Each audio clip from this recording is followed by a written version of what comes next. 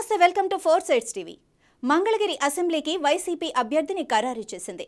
మాజీ మంత్రి ఎమ్మెల్సీ మురుగుడు హనుమంతరావు కోడలు మాజీ ఎమ్మెల్యే కాండ్రు కమల కుమార్తె లావణ్యను అధిష్టానం ఎంపిక చేసింది. టీడీపీ తరపున మంగళగిరి నియోజకవర్గ అభ్యర్థిగా మాజీ మంత్రి నారా లోకేష్ పేరును ఆ పార్టీ అధిష్టానం ఇప్పటికే ప్రకటించింది.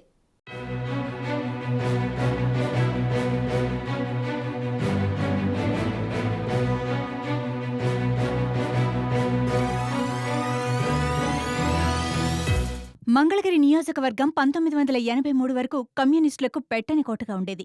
ఎన్టీఆర్ రాజకీయ అరంగేట్రంతో టీడీపీ అక్కడ వరుసగా 1983, 1985లలో గెలిచింది. అప్పటి నుండి 2024 వరకు సుమారు 33 ఏళ్లు టీడీపీ ఈ నియోజకవర్గంలో గెలవలేదు. గత ఎన్నికలలో నారా లోకేష్ స్వయంగా పోటీ చేసినా ప్రయోజనం లేకుండా పోయింది. గతంలో గెలిచిన ఆళ్లను సమన్వయకర్తగా నియమించిన చిరంజీవిని కూడా కాదని ఎవ్వరూ ఊహించని రీతిగా రంగంలోకి ఎంట్రీ ఇచ్చిన లావణ్య గెలుపునకు పార్టీ గ్రూపులు ఏ మేరకు సహకరిస్తాయో వేచి చూడాల్సిందే.